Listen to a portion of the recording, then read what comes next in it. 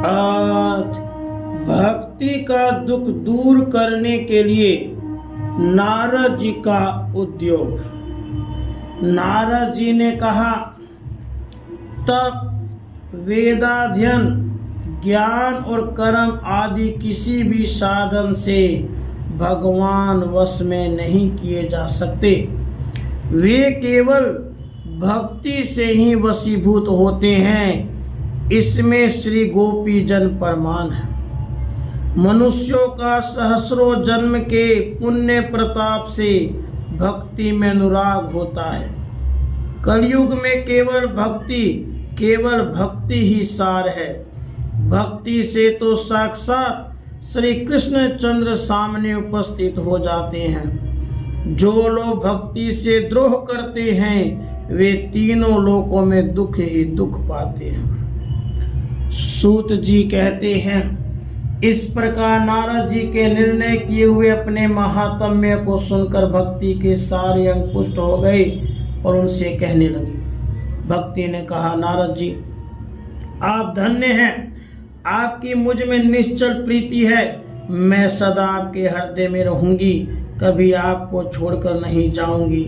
साधो आप बड़े कृपालु हैं, आपने क्षण भर में ही मेरा सारा दुख दूर कर दिया, किंतु अभी मेरे पुत्रों में चेतना नहीं आई है। आप इन्हें शीघ्र ही सचेत कर दीजिए, जगा दीजिए। सूत जी कहते हैं, भक्ति के ये वचन सुनकर नारद जी को बड़ी करुणा आई और वे उन्हें हाथ से हिला डुलाकर जगाने लगे। फिर उनके कान के पास मुंह लगाकर जोर से कहा, ओ ज्ञान जल्दी जग पड़ो, ओ वैराग्य जल्दी जग पड़ो। फिर उन्होंने वेद ध्वनि, वेदांत घोष और बार बार गीता पाठ करके उन्हें जगाया। इससे वे जैसे तैसे बहुत जोर लगाकर उठे, किंतु आलस्य के कारण वे दोनों जम्भाई लेते रहे, नेत्र उघाड़ कर देख भी नहीं सके। उनके बाल बगुलों की तरह सफेद हो गए थे। उनके अंग प्रायः सूखे काठ की तरह निस्तेज आदि कठोर हो गए थे। इस प्रकार भूख प्यास के मारे अत्यंत दुर्बल होने के कारण उन्हें फिर सोते देख नारद जी को बड़ी चिंता हुई और वे सोचने लगे, अब मुझे क्या करना चाहिए। इनकी यह नींद और इससे बढ़कर इनकी वृद्धावस्था कैसे दूर हो।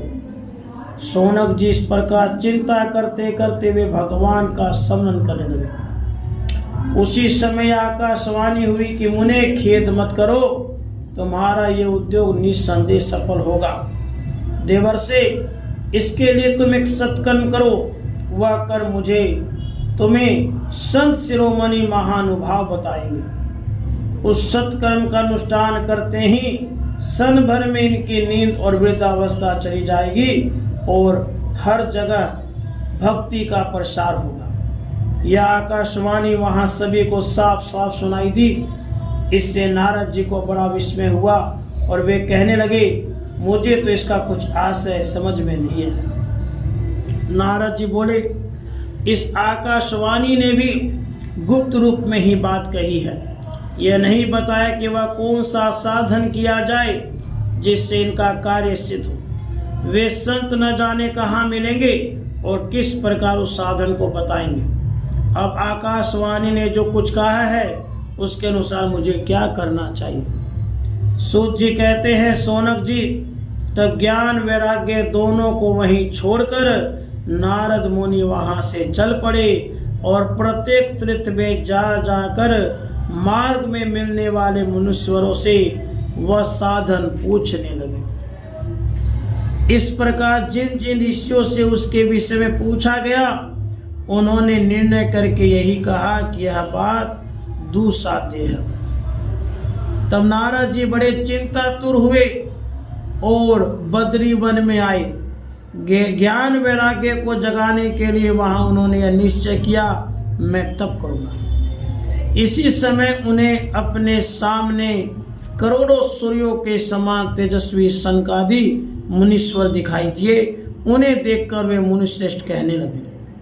नारद जी ने कहा, महात्माओं, इस समय बड़े भाग्य से मेरा आप लोगों के साथ समागम हुआ है, अतः मुझ पर कृपा करके शीघ्र ही वह साधन बताइए।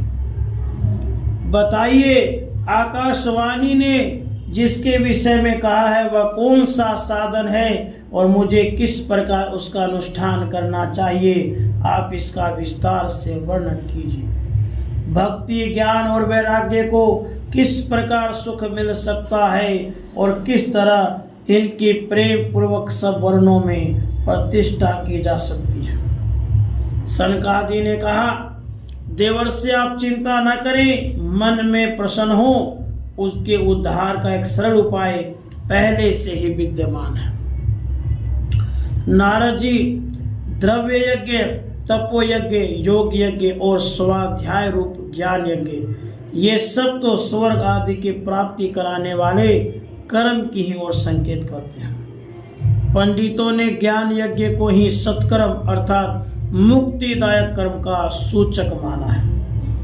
यह श्रीमद् भागवत का पारायण है, जिसका गान सुख आदि महानुभावों ने किया है। उसके शब्द सुनने से ही भक्ति, ज्ञान और वैराग्य को बड़ा बल मिलेगा। इससे ज्ञान वैराग्य का कष्ट मिट जाएगा और भक्ति को आनंद मिलेगा। सिंह की गर्जना सुनकर जैसे भेड़िए भाग जाते हैं, उसी प्रकार श्रीमद् भागवत की ध्वनि से कलयुग के सारे दोष नष्ट हो जाएंगे।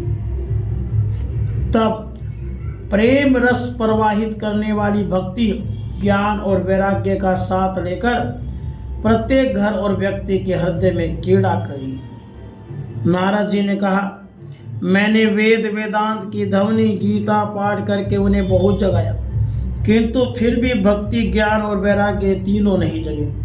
ऐसी स्थिति में श्रीमद् भागवत सुनाने से वे कैसे जगेंगे, क्योंकि उस कथा के प्रत्येक श्लोक और प्रत्येक पद में भी वेदों का ही तो सारांश है।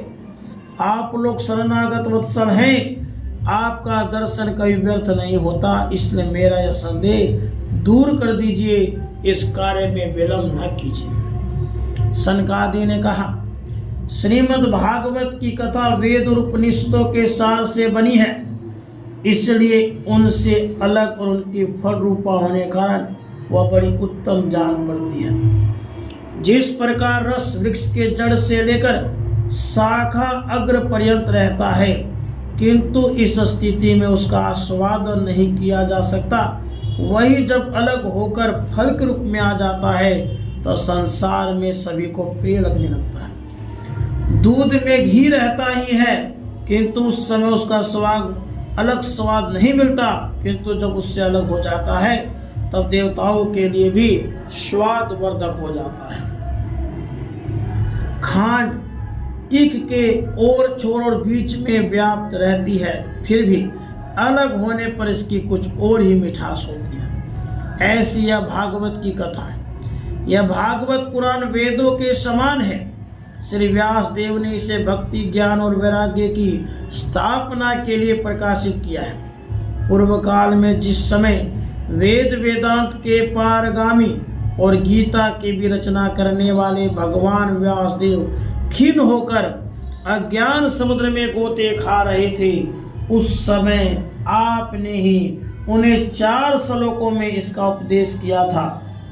उसे सुनते ही इनकी सारी चिंता दूर हो गई थी। फिर इसमें आपको आश्चर्य क्यों हो रहा है जो आप हमसे प्रश्न कर रहे हैं?